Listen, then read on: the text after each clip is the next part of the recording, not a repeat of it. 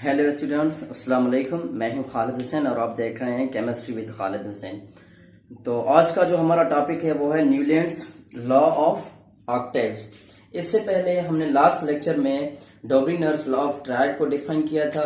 उनके जो भी एस्पेक्ट्स थे, मेरिट्स, डीमेरिट्स, उनको भी हमने डिफाइन किया था।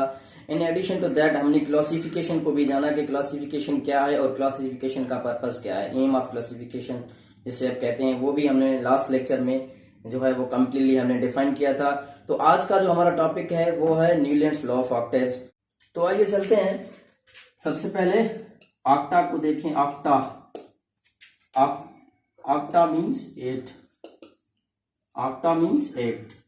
ये जो ऑक्टेव्स आप देख रहे हैं, ये ऑक्टेव्स एक्चुअली ऑक्टा वर्ड से लिया गया जिसकी मानी है 8। ये एक्चुअल में न्यूमेरिकल्स के लिए इस्तेमाल हो रहा है, जैसे जो कि हम नॉर्मली इंग्लिश में 1 2 3 4, तो ऐसे ही है। ये लैटिन वर्ड के हिसाब से ये लिया गया ऑक्टा। ऑक्टा 8 को कहते हैं, जैसे नॉर्मली ट्राई 3 को, इसके अलावा टेट्रा जो है वो 4 को और पेंटा 5 को। तो इसी हिसाब से ऑक्टा हम 8 के लिए इस्तेमाल कर रहे हैं। तो देखें, जैसे ट्रायड 3 के लिए था तो ये ऑक्टा 8 के लिए था। तो इन्होंने भी एक अपने हिसाब से इन्होंने अपनी जो है वो क्लासिफिकेशन दिया, जो कि काफी हद तक उस टाइम के हिसाब से वैलिड था, एक्सेप्टेबल था। तो अब हम देखें कि मैंने आपको पहले भी बताया था कि जो भी क्लासिफिकेशन हम पढ़ेंगे, और हमने एक तो पढ़ भी लिया, तो उसमें क्या है कि एक सर्टेन प्रॉपर्टी को लिया जाता है। एक प्रॉपर्टी के बेस पे उस एलिमेंट्स को अरेंज करते हैं। तो इसमें भी एक फंडामेंटल प्रॉपर्टी था, उसके बेस पे इन्होंने अपनी क्लासिफिकेशन दिया, और वो था ही arranged elements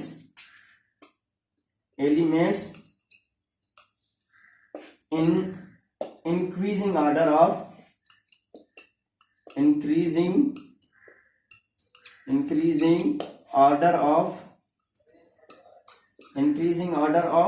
he arranged elements in increasing order of atomic weight or atomic mass। तो उन्होंने अपनी क्लासिफिकेशन जो दिया, उसमें उन्होंने फंडामेंटल कैरेक्टर जो लिया वो है एटॉमिक मास। एक्चुअल में उन्होंने एटॉमिक मास के बेस पे अपनी क्लासिफिकेशन दिया। कैसे एटॉमिक मास के बेस पे? उन्होंने एटॉमिक मास के बेस पे इस हिसाब से ही रखे कि जो सबसे लोवेस्ट मास था उसको उन्होंने फर्स्ट रखा, जो उसके बाद में सेकंड था वो उससे थोड़ा उसका मास ज्यादा था, और थर्ड वन जो था उसका मास और ज्यादा था सेकंड के बेनिस्बत। तो इस हिसाब से उन्होंने अपनी जो है वो क्लासिफिकेशन दिया। तो जो फंडामेंटल कैरेक्टर था वो था एटॉमिक मास। तो अब हम इसका जो है वो स्टेटमेंट लिखेंगे कि स्टेटमेंट क्या है। The repetition of properties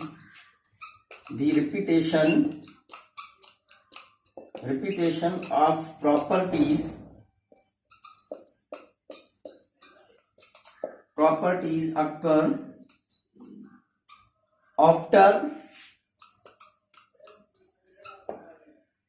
or we can say that at eighth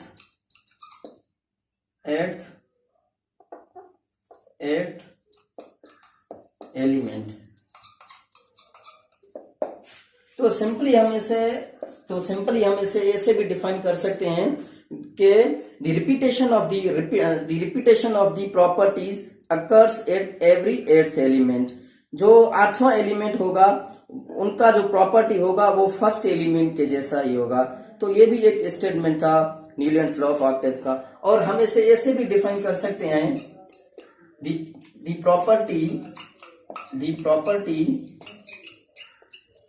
properties of every 8th element,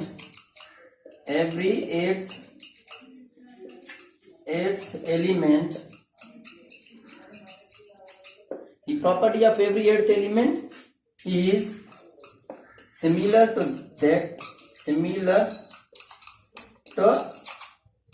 that of first।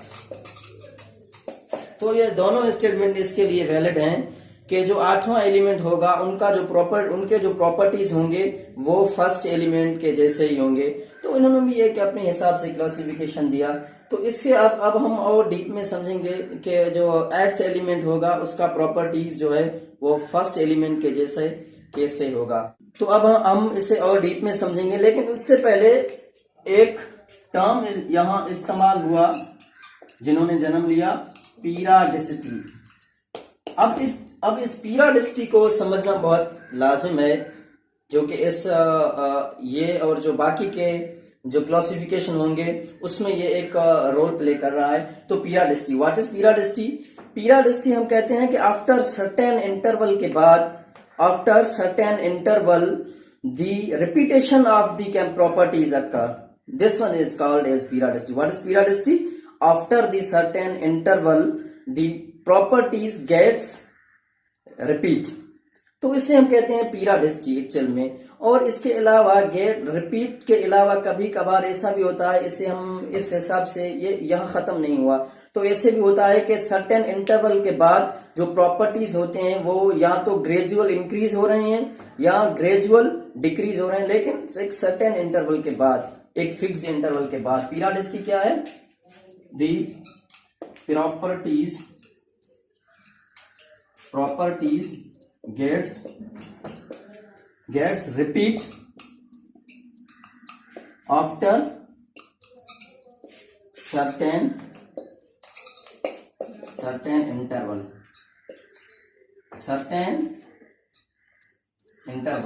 the properties gets repeat after certain interval, तो इसे हम पीरियडिसिटी कहते हैं। और इसके अलावा कभी कभार ऐसा भी होता है कि प्रॉपर्टी सर्टेन इंटरवल के बाद, इट मीन्स जब हम अगर फंडामेंटल कैरेक्टर जो है एटॉमिक मास ले रहे हैं तो सर्टेन एटॉमिक मास के बाद प्रॉपर्टीज जो हैं वो रिपीट होंगे, और इस हिसाब से कभी कभार इंक्रीज भी हो सकते हैं, लेकिन सर्टेन इंटरवल के बाद ग्रेजुअल इंक्रीज होंगे। तो इंक्रीज भी हो सकते हैं और इसके अलावा डिक्रीज भी हो सकते हैं, लेकिन एक कांस्टेंट वैल्यू के हिसाब से इंक्रीज होंगे, या जो प्रॉपर्टीज होंगे वो एक्चुअल में इंक्रीज होंगे या डिक्रीज होंगे।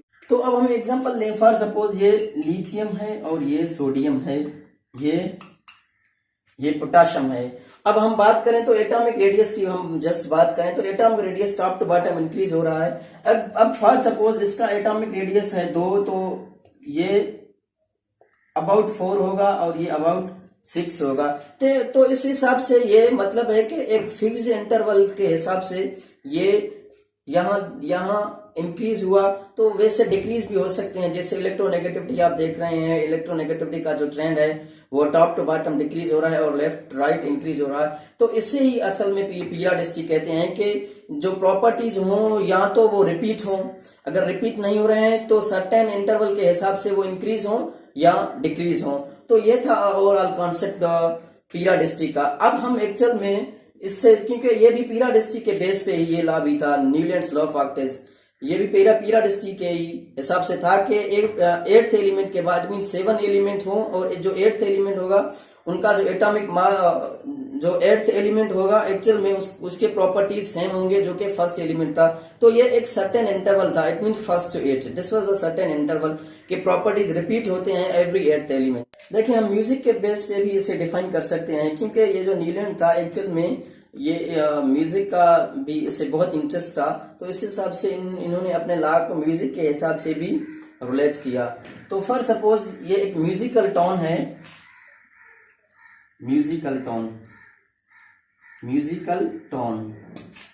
म्यूजिकल टोन जो है वो आपको पता है सा रे गा मा पा दा नी सा। तो ये म्यूजिकल टोन है जो कि क्लासिकल म्यूजिक है। अगर आप उनमें देखेंगे और नॉर्मली आप फॉर सपोज जो राहत फतेह अली खान है, अगर उसे भी आप उनके भी अगर सॉन्ग सुनते हैं तो उसमें इस चीज को रिपीट कर रहा है कि अपने टोन में सारे गामा पादा नीसा जिसे आप कहते हैं। तो अगर हम कैलकुलेट करें तो इसमें भी हमें ऐसे ही अरेंजमेंट मिला। फॉर सपोज हम इसे 1 कंसीडर करें, 1 2 3 4 5 6 7 8 8th पे फिर सा ही आया, 8th पे फिर ही सा ही आया। इट मीन्स के ये जो सा होगा वो रिपीट हो रहा है, 7 के बाद जो 8th होगा वो डेफिनेटली सा ही होगा। अगर फॉर सपोज आप ये जो सारे अगर आप इससे फर्स्ट कंसीडर करेंगे तो डेफिनेटली फिर यहाँ सारे, फिर यहाँ यही आएगा नीचे। It means they are going to repeat, ये रिपीट हो रहे हैं। तो ऐसे ही जो एलिमेंट्स हैं उनके भी प्रॉपर्टीज रिपीट्स हो रहे हैं। तो ये म्यूजिकल टोन के बेस पे हमने इनको डिफाइन किया कि ये जो म्यूजिकल टोन है सा रे गा मा पा धा नी सा नी फिर सा, तो इस हिसाब से ये जो प्रॉपर्टीज होते हैं इस लॉ के मुताबिक वो भी ऐसे ही रिपीट हो रहे हैं। 7 के बाद जो 8th होगा उनका प्रॉपर्टीज सेम होगा जो कि फर्स्ट है। जैसे हमने इससे यहाँ डिफाइन किया कि जो सा था वो फर्स्ट पे था, फिर 7 के बाद जो 8th होगा वो भी सा ही होगा। तो इस हिसाब से उन्होंने अपनी क्लासिफिकेशन दिया। तो अब हम एक्चुअल में कुछ एलिमेंट्स लिखेंगे जो इस चीज को फॉलो कर रहे हैं अपनी केमिस्ट्री के बेस पे। देखें, lithium, lithium, beryllium, boron, carbon, nitrogen, oxygen और fluorine, sodium, beryllium magnesium, boron aluminium, carbon silicon, nitrogen phosphorus, oxygen sulphur, fluorine chlorine. तो जस्ट हम इस चीज को ही समझेंगे यहाँ। फॉर सपोज मैंने जो फर्स्ट एलिमेंट है वो मैंने लिया लिथियम को, लिथियम इज और फर्स्ट एलिमेंट फॉर सपोज। तो यहाँ देखें, this one is second, this one is third, fourth, fifth, six, seventh और 8th। ये सोडियम जो है वो 8th एलिमेंट है। तो ये आप देखें लिथियम तो सोडियम, तो उनके जो केमिकल प्रॉपर्टीज होंगे लिथियम और सोडियम, इनके केमिकल प्रॉपर्टीज सेम होंगे। अब आप मॉडर्न पीरियोडिक टेबल में अभी भी जब आप देखेंगे तो डेफिनेटली ये एक ही ग्रुप में है, अल्कली मेटल्स जिसे आप कहते हैं। फर्स्ट ग्रुप है ए का, इट मीन्स एस ब्लॉक में जो फर्स्ट ग्रुप है वो एक्चुअल में अल्कली मेटल्स हैं। तो ग्रुप में जो भी एलिमेंट्स होते हैं उनके केमिकल प्रॉपर्टीज सेम होते हैं। उनके केमिकल प्रॉपर्टीज सेम क्यों होते हैं? क्योंकि उनमें नंबर ऑफ अनपेयर्ड जो इलेक्ट्रॉन्स है वो सेम है। जैसे कि फॉर सपोज इसमें अगर मैं इनका इलेक्ट्रॉन कॉन्फ़िगरेशन लिखूं तो दिस वन इज 2s1। अगर मैं सोडियम का इलेक्ट्रॉन कॉन्फ़िगरेशन लिखूं आउटर मोस्ट शेल का तो दिस वन इज 3s1। जो दोनों में नंबर ऑफ अनपेयर्ड इलेक्ट्रॉन्स है वो सेम है। अगर number of unpaired electron same होंगे तो आउटर मोस्ट शेल के हिसाब से शेल तो डिफरेंट होगा लेकिन उनमें नंबर ऑफ अनपेयर्ड जो इलेक्ट्रॉन्स है वो सेम है। अगर इलेक्ट्रॉन कॉन्फ़िगरेशन के हिसाब से सेम है तो डेफिनेटली उनके प्रॉपर्टीज भी सेम होंगे। तो अभी नॉर्मली भी हमें जनरल पता है कि जो भी ग्रुप में एलिमेंट्स होंगे उनके प्रॉपर्टीज जो होंगे वो सेम होंगे। और इस लॉ के मुताबिक भी ये बात है कि definitely properties gets repeat after the eighth element. तो अगर आप फॉर सपोज अगर आप लिथियम को छोड़ दें, आप इसे बेरिलियम को फर्स्ट कंसीडर करें। अगर आप बेरिलियम को फर्स्ट कंसीडर करेंगे तो ये देखिए बोरान 2, कार्बन जो है वो 3, nitrogen 4, this one is 5, this one is 6 and sodium is 7 and magnesium is 8th one. तो देखिए बेरिलियम और मैग्नीशियम इनके जो प्रॉपर्टीज होंगे वो सेम होंगे डेफिनेटली, क्योंकि ये एक ही ग्रुप में है। और इस लॉ का कहना भी यही है, लॉ का मतलब भी यही है कि हर 8th एलिमेंट के बाद जो हर 7th एलिमेंट के बाद जो 8वां एलिमेंट होगा उनका प्रॉपर्टीज फर्स्ट एलिमेंट जैसे होंगे। तो डेफिनेटली ये एक ही ग्रुप में है तो उनके जो प्रॉपर्टीज हैं वो सेम होंगे। अभी नॉर्मली आप देखें तो यहाँ भी ऐसे ही होगा, this one is 2s2 and this one is 3s2। तो इनके जो आउटर मोस्ट शेल है उनमें नंबर ऑफ इलेक्ट्रॉन सेम है। नंबर ऑफ इलेक्ट्रॉन सेम है तो उनमें जो केमिकल प्रॉपर्टीज होंगे वो भी सेम होंगे। Number of unpaired electron same है तो केमिकल प्रॉपर्टीज भी इनके सेम होंगे। तो इस हिसाब से इन्होंने अपने arrangement the Newlands law of octaves की। अगर न्यूलैंड्स लॉ ऑफ ऑक्टेव्स की बात करें तो काफी हद तक ये फैमिलियर रहा, लेकिन डाउनफॉल भी इसका हुआ डेफिनेटली। अब इसके जो डाउनफॉल थे अब वो हम कुछ यहाँ डिस्कस करेंगे। तो अब हम इस ला के जो डाउनफॉल्स हैं, जो कि डीमेरिट्स हैं, जिसे आप डिसएडवांटेज भी कहते हैं, वो हम डिस्कस करें। यहाँ आपने नोट किया होगा कि आपके माइंड में एक जो है वो सवाल ने जन्म लिया होगा कि सर आपने ये तो लिखा, लेकिन फ्लोरीन के बाद जो मॉडर्न पीरियोडिक टेबल है उसमें तो नोबल जो गैसेस हैं, जो नोबल एलिमेंट्स हैं, जिसे हम एट्थ ग्रुप के हिसाब से जानते हैं, जीरो या इनर्ट ग्रुप भी कहते हैं उसे, सर आपने वो नहीं लिखा। अगर हम वो लिखते, फॉर सपोज फ्लोरीन के बाद, फॉर सपोज मैंने नियान लिखा, जो कि फ्लोरीन के बाद डेफिनेटली नियान ही है, तो अगर आप यहां से काउंट करेंगे फिर यहां से काउंट करेंगे तो ये जो लॉ है वो वैलिड नहीं होगा। कैसे? फॉर सपोज मैंने, अब मैं इसे 1 मिनट में आपका ये पॉइंट जो है वो क्लियर करवाना चाहता हूं, आपका क्लियर हो ही जाएगा। देखिए फॉर सपोज मैंने लिखा lithium, beryllium, boron, carbon, nitrogen, oxygen, fluorine, और इसके बाद नियॉन, और यहां सोडियम, यहां मैग्नीशियम।